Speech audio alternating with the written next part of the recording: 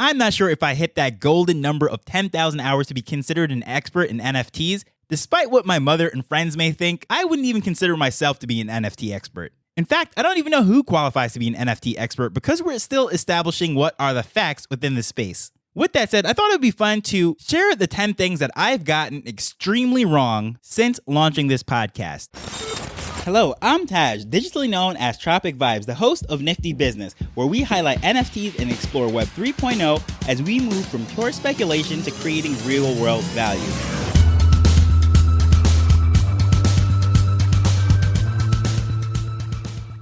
Of course, we love to celebrate our wins, pat ourselves on the backs for when we call something right, get ahead of the trend and say, yes, I was early on NFTs, I was early on this project or whatever it is. But oftentimes, we just quietly disappear when we're wrong about things. So today, doing those 10 things that I think I got wrong not only shows that anyone can get things wrong, but some of these are kind of head scratchers. So number one, I'm going to dive straight into it is I said ETH was overrated. When I first came into this NFT space, I was all about wax. Everything that I was doing, I was collecting over there. It was gas-free, it was fast, it was fun, and it was very easy to onboard tens of thousands of people very quickly. And at the time, I couldn't understand why all the hype was around ETH. Despite being one of the first cryptocurrencies that really caught my eye and I was interested in, I couldn't understand why the NFT community was so gung-ho and adamant about ETH being the place to build. However, 2 years into this space and researching this stuff and diving into different things, I have definitely come around full circle on ETH. Now, I'm not saying that Wax and all the other places are not viable places. I still love Wax. I think we're moving towards a multi-chain future, and I often say no one really cares if you're building on a Linux server or a Microsoft server. For the most part, as long as it works from the front end, if you're the user, you don't even think about that. And I think that's the direction that we're going in. However, ETH just offers so many different things. I've done countless episodes about that, the EVM, the Ethereum virtual machine, and how that makes the code compatible with so many other blockchains such as Polygon and so forth, and why I think ETH is important beyond the currency itself. And I really do see that as the place to build and store the valuable NFTs as far as the memberships and so forth.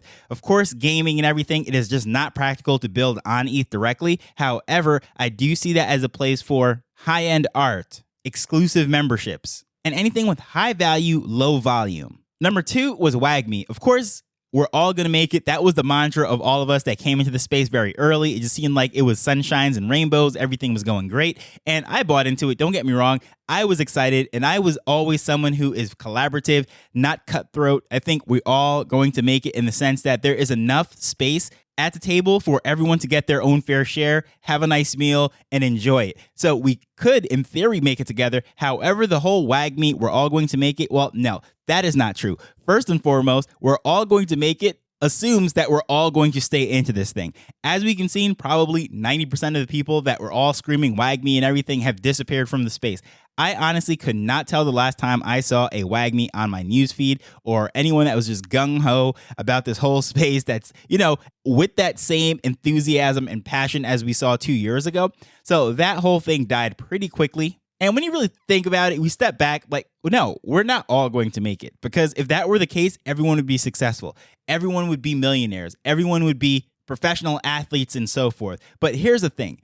Most people just do not stick with anything to be successful. They quit. They change their minds. They lose their focus. They let other people talk them out of a good idea and so forth. I can go on and on and on and on as to why WAGMI doesn't work. It could work just like it could work outside of Web3. There is enough wealth, food, and so forth for everyone to actually survive. But guess what? Reality is very few people end up controlling the majority of things. And I'm not going to go into all the conspiracy theories as to how that could happen, whether it is with whales in Web3 or in the world of the quote unquote, the rich that are gobbling up everything. No, I'm not even going into all of that.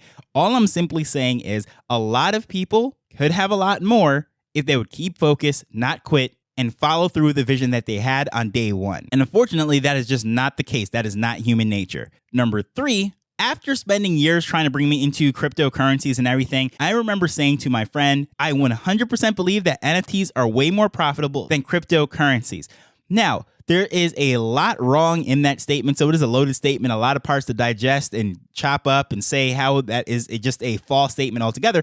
But What I'm going to just simply put it as, at that point in time, I was still looking at it as NFTs as just being quote unquote the product. That's something that I often say. NFTs are not the product. It is just the underlying technology. So as far as cryptocurrencies, first of all, they're a liquid asset. You can trade in and out of them. And if you know what you're doing, you know how to follow charts and so forth. You know exactly when pumps happen and so forth based on history.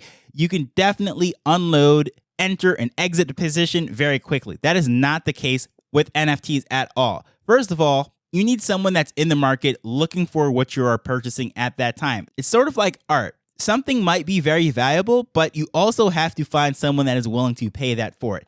A house has value. However, who can just flip a house and sell it that quickly? It all depends on the market, how many people are in there buying, how many people have money, and so forth. So as far as it being more profitable in cryptocurrencies, well, I mean, that is just such a wide open statement that there's so many things to dissect there that I just have to retract that. I can't even take that anymore and say that makes sense, because there is just way too much wrong with that statement altogether.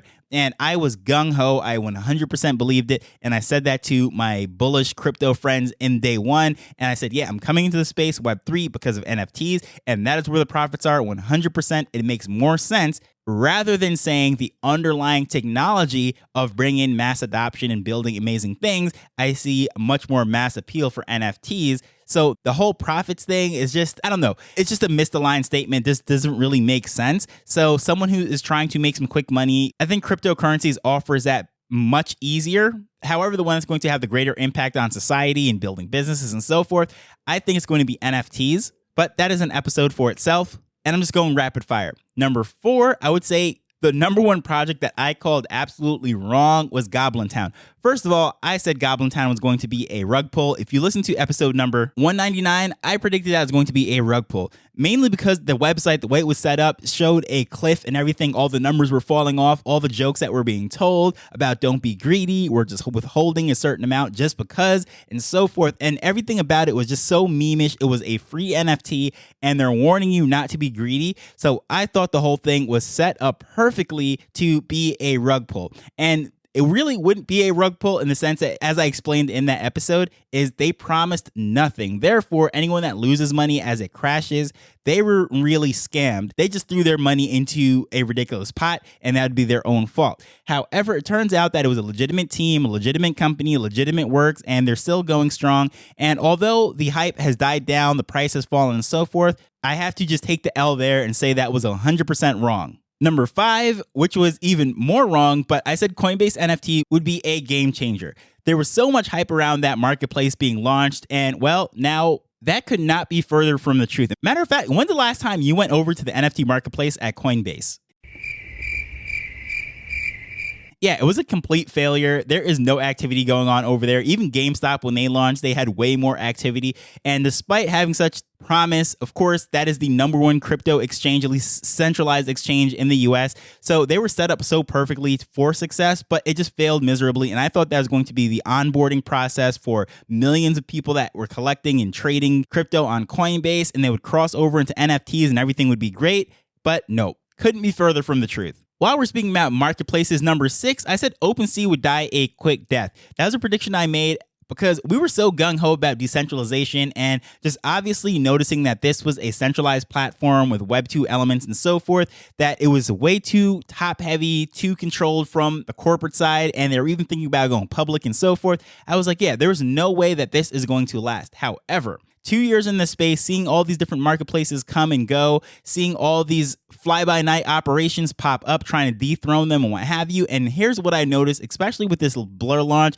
Did a whole episode about them, the war between OpenSea and Blur. Generally speaking, I think that user experience is by far the most important thing as far as adoption and so forth. And just using that marketplace, it is so set up for a newbie to come in and just start trading, feel safe. It is nice, clean, it looks corporate, and really resembles the thing that we're used to. Even the blue and white, I mean, they nailed the whole corporate colors and everything. But anyways, the reason why I think that that was 100% wrong take is because now I have done a 180, complete opposite direction. And I think as far as all the marketplaces going forward, they are in the best position to continue their dominance out of any other marketplace. Yeah, Blur right now is stealing some headlines and what have you, but whatever. We all know that is unsustainable and there's crazy stuff going on right there.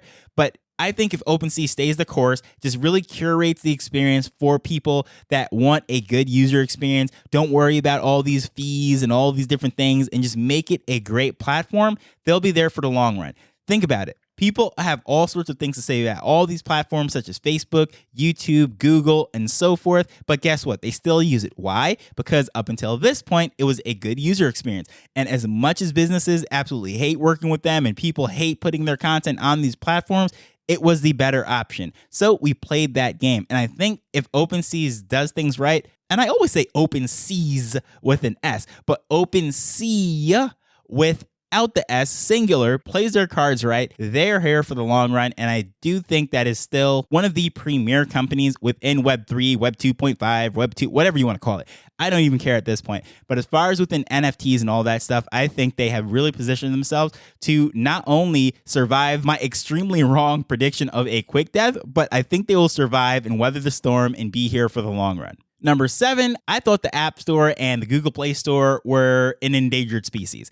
With everything with decentralization, these NFTs being launched and dApps and all sorts of stuff, I was like, yeah, there is no point of having these centralized marketplaces with these apps for phones and so forth. Sort of why I thought OpenSea was going to have that quick death, but I was going even further and I said these apps are definitely going to die.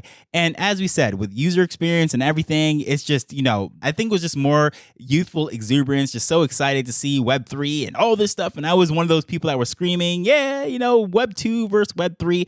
And I have completely come around on that. I just don't even believe in a division between the different webs 1, 2, 3, and so forth. It is all the web. We're all people. And at the end of the day, we want something that's going to make our lives better, make us more entertained or whatever. And it has to be easy to use. Most of us do not want to jump through hoops and learn about all these different things and spend the amount of time that I and even you who are listening to this podcast are spending in this space. The vast majority of people want something so easy that they don't even think about. They don't want to pause. And guess what? Apps are so ingrained into our culture and the way we think right now that even our mothers and grandmothers and the least tech savvy person can figure them out. And I think that is not going to change. And I think at this point, an app is probably the best gateway for most users to interact with the internet. And I don't think that's going to change going forward. And in fact, I think those apps are just going to integrate NFTs and blockchain technology and so forth, rather than NFT and blockchain technology and Web3 tech replacing them. Number 8. Okay, anyone that really knows me, from the youngest time ever, I was really focused on business. Even when I used to play Madden, more so than even playing the games, I wanted to be the GM, trading around players and trying to maximize the profits for the franchise and so forth. I loved just managing the finance, building the stadiums, and managing the team, trying to put together the highest ranked roster for the lowest amount of cost. That was my game. So I always said I wanted to be an NFL owner. And when I discovered NFTs, I was like, you know what? NFTs are definitely going to be my pathway to owning the Oakland Raiders. And I know this sounds exactly like Gary Vee, but here's the thing. I actually thought about this way before I found out that Gary Vee was trying to buy the Jets. But here's a funny thing too. I'm actually a Jets fan. However, I just think the Oakland Raiders are a much better brand. So despite rooting for the Jets since the 90s, I have wanted to buy the Oakland Raiders for the longest times because I just like that black, that silver. Now, especially that they're in Vegas, I mean, that's just a no-brainer. But anyways, going back to this whole thing, the reason why I thought the NFTs were the way to do it was, in my opinion, my .com boom. When I saw this, I was like, yeah, this is something I can gravitate to. I can see the future here. I need to build within this space, and this is what's going to get me here. But again, connecting all this stuff together, that NFTs are not the product, NFTs are just the underlying tech. That's why I would have to retract that statement and say, you know what? NFTs are not the fastest way to being on the Forbes list or the billionaires list or being able to afford an NFL team or anything of that nature. I would actually have to say that NFTs are just one of many techs that's going to help people to create and run a profitable business. So as far as what's the way to get there, I think the fastest way to generate wealth is not going to be trading stocks, is not going to be trading NFTs or anything of that nature. I think it is starting a business. If you look at the Forbes list of all those different people that are ranked up there, very few of them are people that inherited money. The majority of them made their wealth by starting some sort of business. Now, whether that is a tech business, a telecommunications business, food, whatever, somehow They started a business and they stayed at it and they plugged away in most cases for decades. Now, tech booms and all this stuff does offer the opportunity for someone to make a couple $1 billion basically overnight. However, that's the exception, not the standard. But as far as being someone who is building a business, the foundation of a successful business has not changed since the beginning of time. It's solving a real world problem so well that people are willing to pay for it. And that is how you build a business. I don't care what it is, whether it is a tech business, some brick and mortar business, or some futuristic concept that we can't even think of right now. At the end of the day, if you're solving a real world problem well enough, people are going to then throw money at you, and that's going to be a profitable business. So that, I think, can best be accomplished using NFTs. But the statement that I actually said, that NFTs are the fastest pathway to building a multi-billion-dollar business or whatever it might be. Well, no, not necessarily. You still have to figure out how you're going to serve an audience, how you're going to build a business and what have you, but then integrate that. So just like having a .com, it wasn't the guaranteed profits that millions that people thought it was going to be in the 90s. Well, NFTs, as we found out over the last 2 years, are not the surest way to get rich. And this ties in with a lot of these different things, but that statement itself is something that I 100% got wrong. Number 9, I totally missed this one, and so did a lot of people, that NFTs ended the era of starving artists. Now, we all know our favorite bands, our favorite artists, and favorite producers, music writers, whatever you want to call it, that are so talented. They have amazing work. However, they can't even pay their bills. They might be working part-time jobs or the midnight shift at Walmart or something, like who knows. But with NFTs emerging and everyone who's trading and getting their royalties and such, we're like, oh, this is the most amazing thing. Well, first of all, the volume for NFTs have fallen dramatically. No need to even go there. Then we're going with the whole war with the royalties and so forth. People are sidestepping them. And I could think of a million ways to actually avoid royalties altogether. And I just don't put it out there because I'm actually for paying royalties. I like contributing to the arts. But I, as someone who is not a coder, can think of a bunch of different ways to build applications to sidestep royalties. Even if it is hard-coded into the contract on the blockchain, I can still think of ways to work around it. But with that said, here's the thing. Most artists are not business people. Most artists are not salespeople. Most artists are not willing to go out there, build communities and build brands and build raging fans and so forth. And that's why they're starving artists. They are artists because they love the art. They love whatever it is that they're willing to do. And most likely, and I'm not saying this is always the case, this is a gross generalization. If they were so focused on business and numbers and so forth, they probably wouldn't have developed the skills to be an artist, right?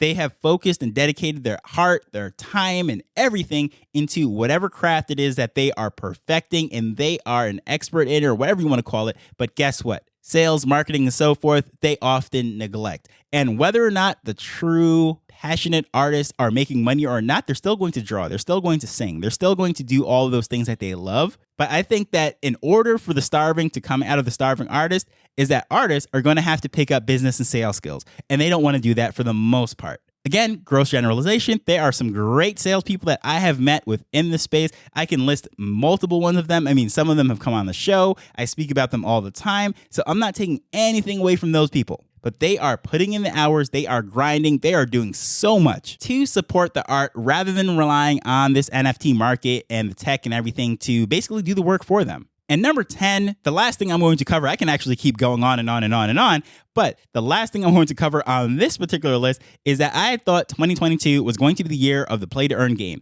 Now, I still see gaming as such a huge onboarding ramp for the masses because it's just a no-brainer. At this point, if you've ever played any of those games and you're buying these upgrades and what have you within these games and all that time spent just goes nowhere and you can't sell that stuff when you're done with it or whatever, it's like, yeah, that was a total waste. Now, this has been a complete cash cow for the video game industry. So thinking back to the days of my first system, which was the NES, the Nintendo Entertainment System, those cartridges, the thing about that is you can resell your cartridges. You can buy used ones. You can trade it in. The local comic book store where I grew up, it was called Dragon's Den. I Googled it. There's a lot of Dragon Dens across the US, but that is besides the point. Now, I used to trade in my games to Dragon's Den, whether it was the discs once I got my Sega Dreamcast or the N64 or whatever it is. You could go, you can trade, get new games. And this is way before even GameStop popped up. There were these local comic book shops. There was eBay. There were so many different things.